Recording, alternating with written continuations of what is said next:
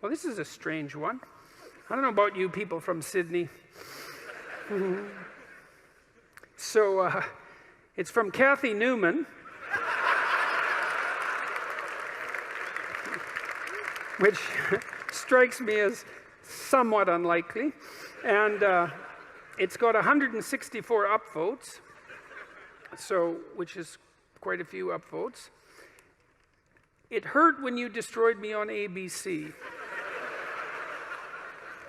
Now, I don't know if that's referring to last night or so many months ago, but I have enrolled in university to get my facts right. Yeah, well, that probably won't work.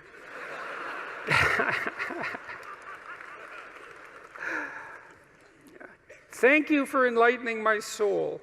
The burns are still healing. Yeah, well, it's not exactly a question. It's 4 sentences that are quite the strange combination.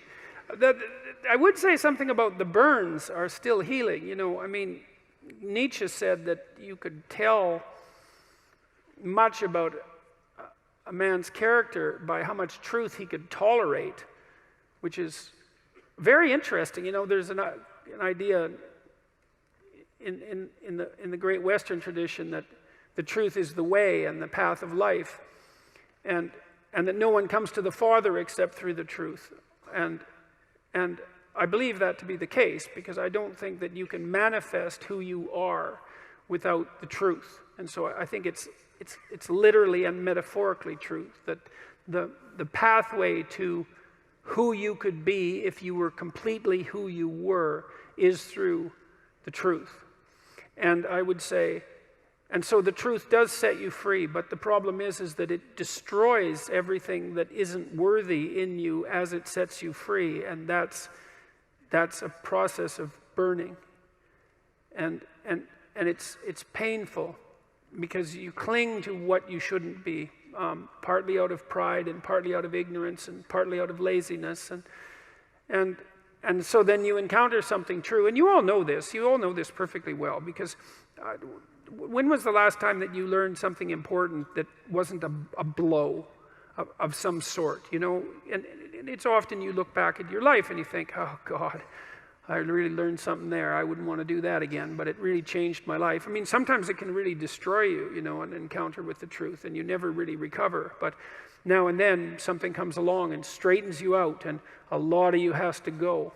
A lot of you has to burn away, you know, and I suppose in some sense the idea is that everything about you that isn't worthy is to be put into the flames. And that's another reason to be not so casual about claiming what you believe, because it isn't something that you undertake without due caution. You know, I learned when I was a kid, about 25 or so, a little older than a kid, that almost everything that I said was one form of lie or another. And I wasn't any worse, I would say, than the people that I was associating with, or any better. And the lies were manifold, you know. They were attempts to win arguments for the sake of winning the argument. That might be one. Attempts to indicate my intellectual prowess when there were competitions of that sort. Maybe just the sheer pleasure of engaging in an intellectual argument and winning.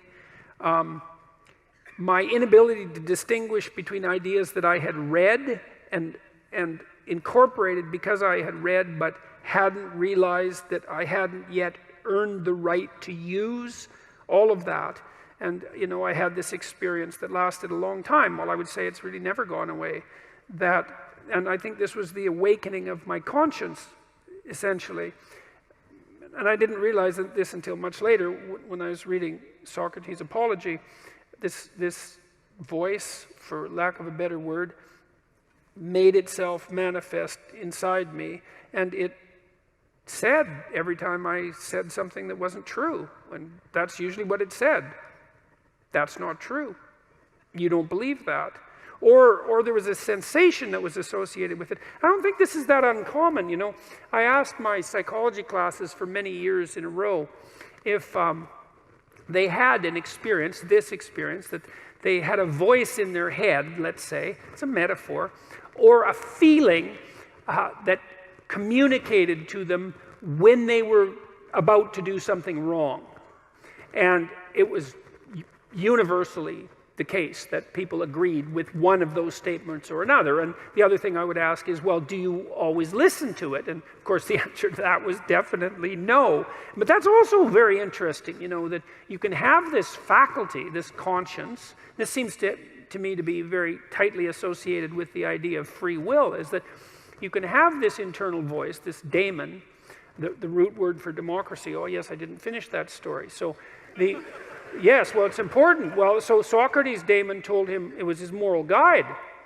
And democracy appears to be predicated on the idea that the polity will function if people attend to their consciences. That's the overlap of those conceptualizations.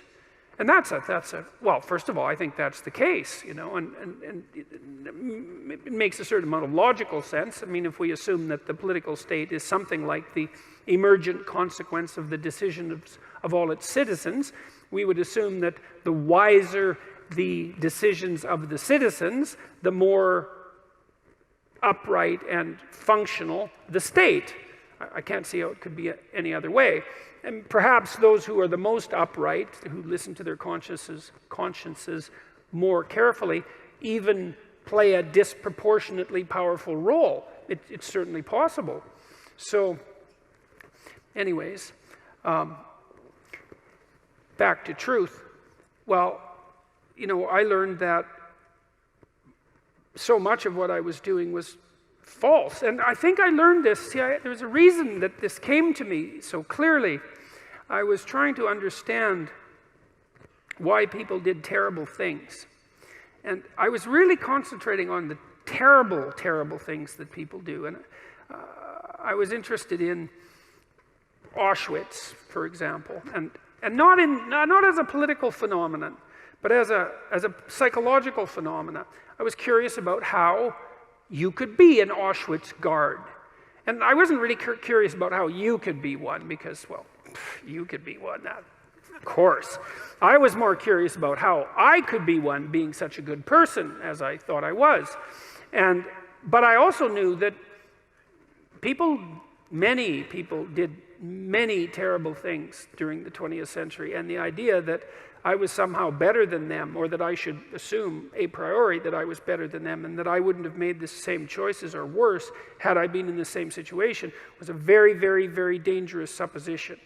And in fact, a sufficiently dangerous supposition to bring about the very danger that I assumed was worth avoiding. I had this idea, you know, that what had happened, especially in Nazi Germany, but also in the Soviet Union, shouldn't happen again.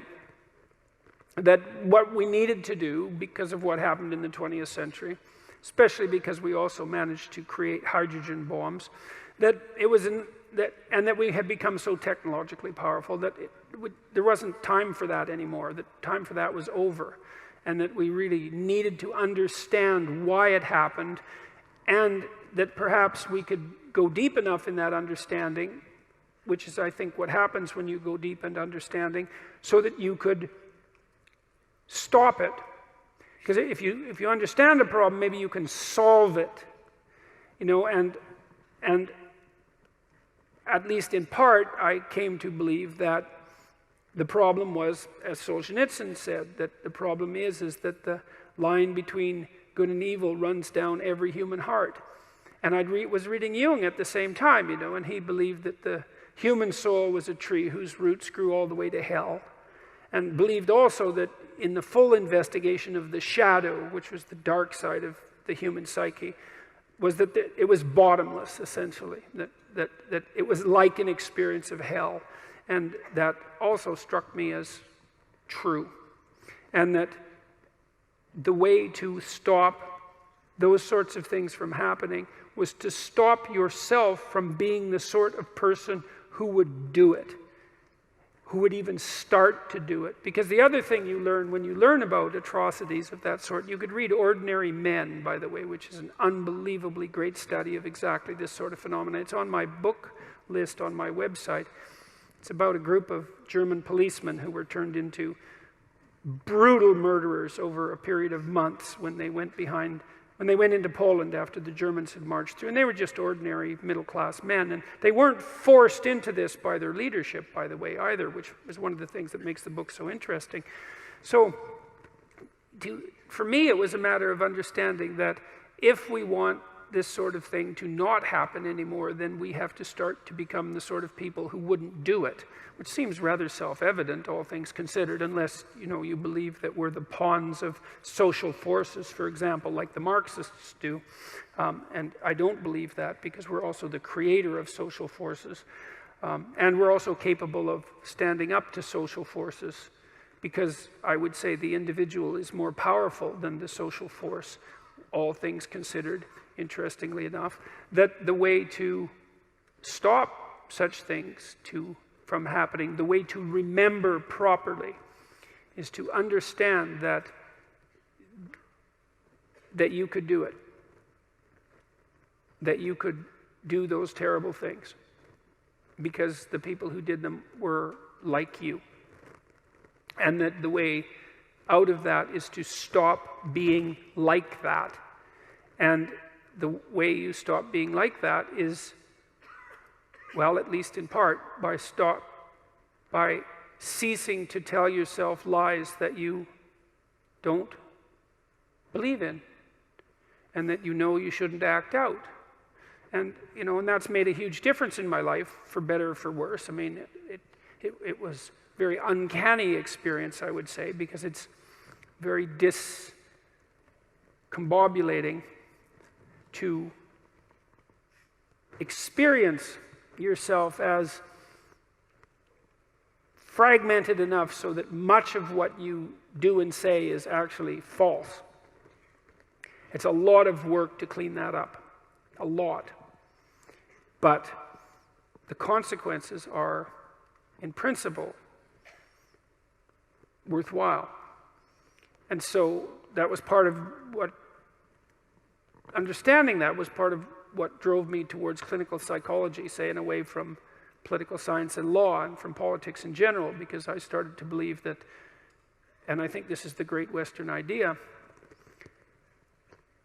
which people were quite irritated about, by the way, on Q&A last night as well, that the proper route forward for the redemption of the individual and for mankind as a whole is as a consequence of the redemption of each individual. And I truly believe that. And I believe that that occurs as a consequence of adherence to the truth and courage in the face of being. That's rule one, right? To stand up straight with your shoulders back, is to take on the onslaught and to enter the contentious ring and to do more than your best, because your best isn't enough, because your best isn't as good as you could be. You have to push yourself past that. And that's, as far as I can tell, where you find what you need in life. You find the meaning that sustains you in life, and you find the patterns of action that redeem the world, both at the same time. I mean, life is a very difficult business. It's fatal, and it's full of suffering, and it's full of betrayal and malevolence. There's nothing about it that's trivial. It's all profound. And in order to find your way through all of that capacity for hellish experience, let's say, you need to develop a relationship with something that's profound. And you have that capacity. And what could be more profound than the truth?